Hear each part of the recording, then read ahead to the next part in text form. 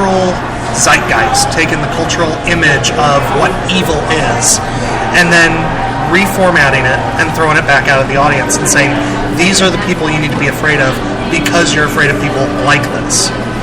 So the closest we'll ever get is if we did something, which it would be hard, but something like Terrace or something, but it's Trump so... Yeah. Thank you. I wasn't going to say it, but... It's really hard to paint Stormtrooper armor orange.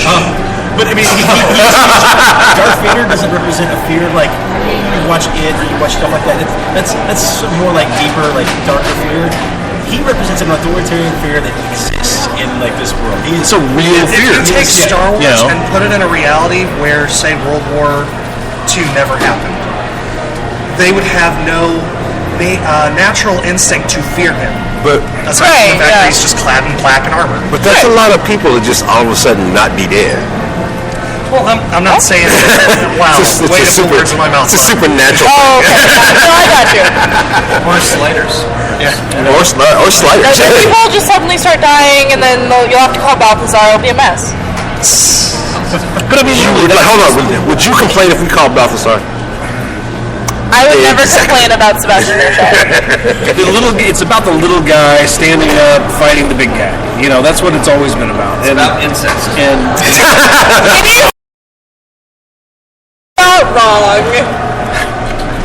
They didn't know it. They didn't know at the time. So it's okay, right? Yeah, that makes it all the much better. But okay, on that note, let's... Anyway, I literally don't have no idea how we got here. They've always actually done iconic things with this series. I mean, Darth Vader's iconic. The Luke, I'm your father line, it's iconic. You never said that. Oh my god. I knew that was coming. But it's in our history now. Yeah. You literally, if you go to the Star Wars exhibit at Smithsonian, that's going to be one of the things you're going to see, hear, or know. Also, there's a Star Wars exhibit at the Smithsonian.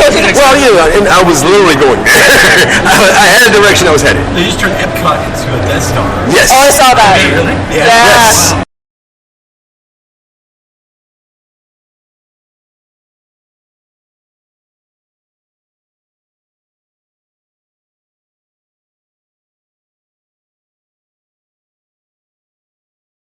Having worked briefly for the Disney Corporation, because I worked at the Disney Store, which gets all the same propaganda and stuff from the home office, I know for a fact that the whole reason they bought Marvel, and subsequently the whole reason they bought Star Wars, was voice market.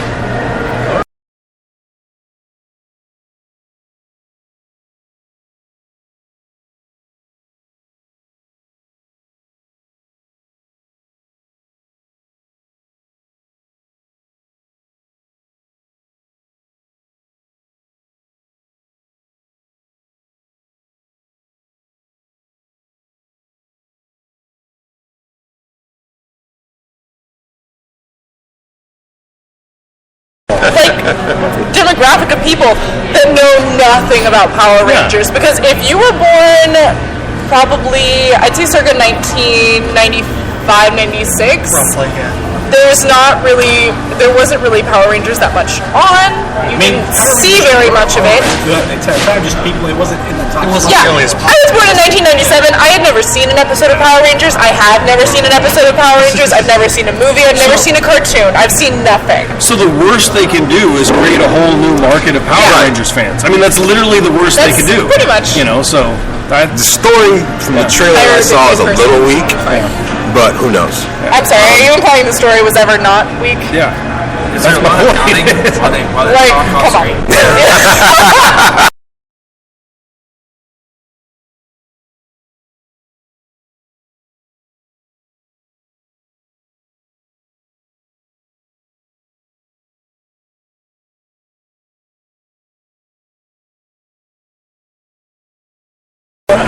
I was wondering how fast you guys would catch that. Pretty fast. I don't know, I was thinking of a Star Trek reference. I was too. I was like, wait, hang on. What would you think that they should add? I mean, because we're talking the most iconic. So take away the easy stuff.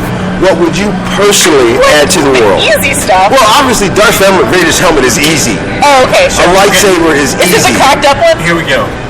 an original copy of the original script so everybody can see how terrible George Lucas actually writes. Oh, How well snap. the other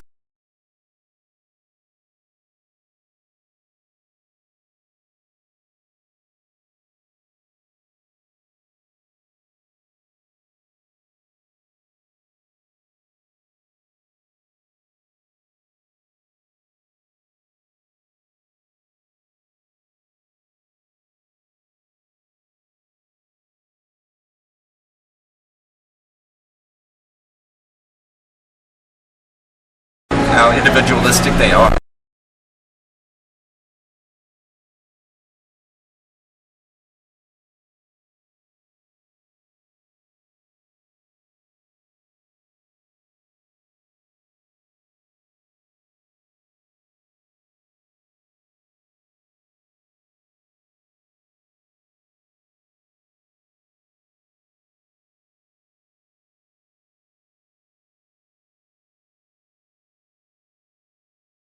Wouldn't cauterize a wound or anything.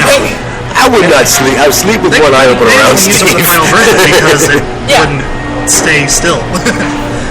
No film on And that. I would have to say any of the original concept art from I want to say McDermott, but I know that's wrong.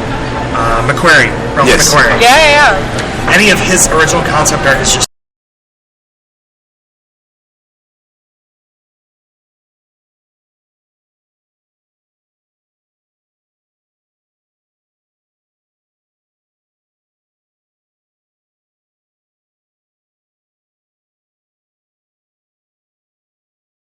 It was so easy to do. Yeah. They were like, oh wow, this actually works. Well, duh. To be fair, they had just started the test, and usually it takes like a bunch of tests to prove that something is not going to work, and they're just like, one test. Oh, this can be done. film it to begin with. So.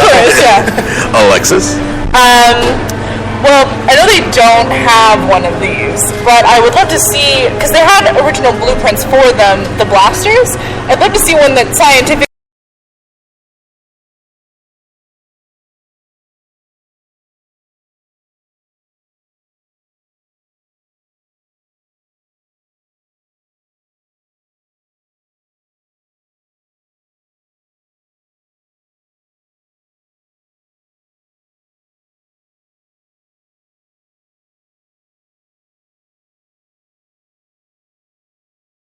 They can't talk about They're that. part of the same occult, so.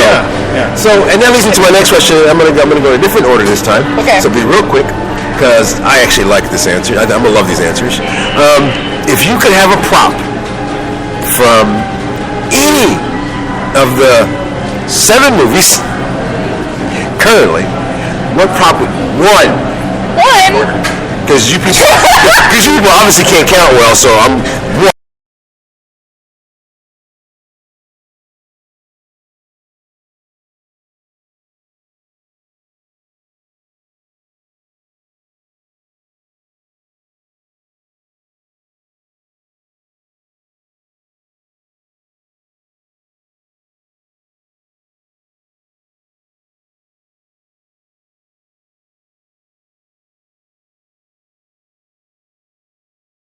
You want so much. I want C-3PO. I don't know if that's a prop or not. It was a person. I want the fine. costume, I guess, the original C-3PO.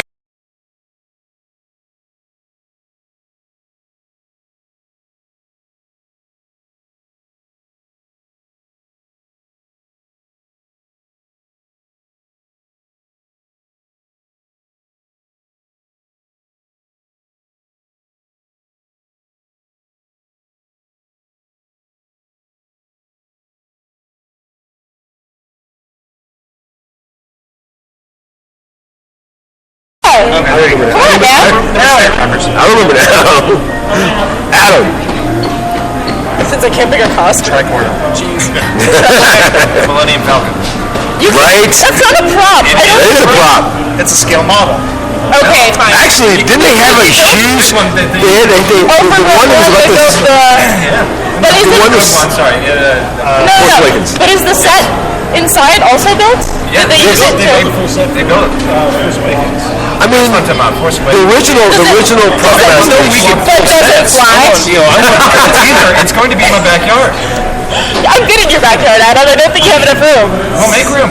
You've got some trees there. Well, because the original Millennium Falcon was about the size as the next gen's Enterprise. Yeah. So I mean, it's room size. I mean, and you've been at Adam's house. Just take out his bed, put it in his bedroom. I mean, there's only one antenna that can stick him in the butt, and he'd be fine. I'm just uncomfortable with how many people have been in Adam's house. I'm uncomfortable with how many have been in this bedroom. Yeah, That's only one. it's really confusing me because I've met Adam. That doesn't help Because I've met Adam. Not me. You got a pool. Put it in the pool. Turn it into a floaty. In all seriousness, I have to say, Stay in the Millennium Just live in the Millennium Falcon. It's got. somewhere. Well, it has crew quarters. Right? after having seen Rogue One, Hey, I'm just saying, careful. spoilers. Unless you know the plot of Halo Reach. Yeah. Thanks. I actually do. I was like, Yeah, just, so do I. just dawned on me. Yeah. I was like You're 6. fired. I'll go away now. I was Spoiler. 6 when my dad first showed me Star Wars. I do not remember my first viewing of Star Wars. That's how many times I've watched it. But seeing the last scene of Rogue One brought back all those emotions, all those memories, all those feelings. I felt like I was 5 years old again, watching Star Wars for the first time. So, honestly, this has got to be on par with my favorite Star Wars movie, just from the sheer amount of emotion that it drew out of me. And that's another point that I was making about being an old person, seeing the originals. We already knew that about But you. that's the whole point, is when, The Force Awakens did that for us. It was like, hey, finally, we're going to make the movie that you needed to.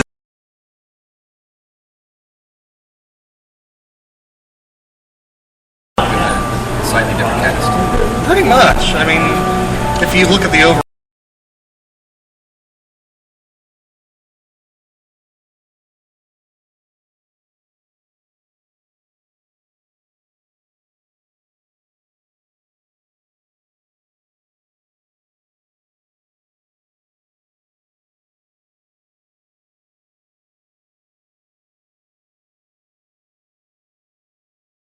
I said the same thing that I'm saying now with Force Awakens when it came out. Basically, they did a rehashing of A New Hope. But the reason they did so is so that the mouse could say, hey, you can trust us. We know what you love about But the it's a original mouse. We have George Lucas, it's fine. trilogy. We're doing away with George Lucas and his prequel trilogy and that kind of junk. So here's what you love about Star Wars. And we can't Trust change it us. before you guys see it. And they're sitting here going, hey, he wanted us to bring back the Ewoks, and we said no. Yeah, that We was... probably would have sold really well to children, Jar Jar Binks, but we didn't put him in this movie. You wanted Jar Jar to come back, but we said Said no. no. So, Which is sad because we won't get our Sith Lord.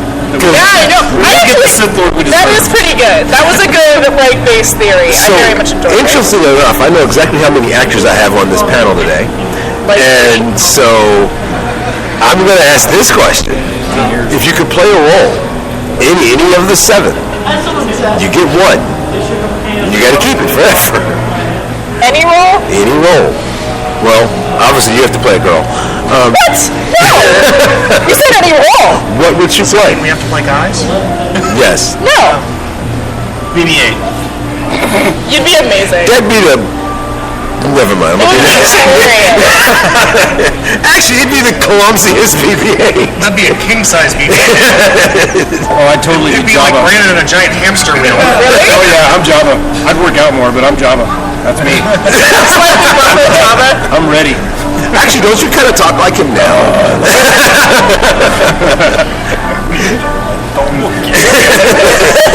I always wanted to be Luke Skywalker, so I mean, I'd still do that. I mean, You know what? And he's a dedicated enough actor, we could cut his arm off Yeah. to do the role. yes.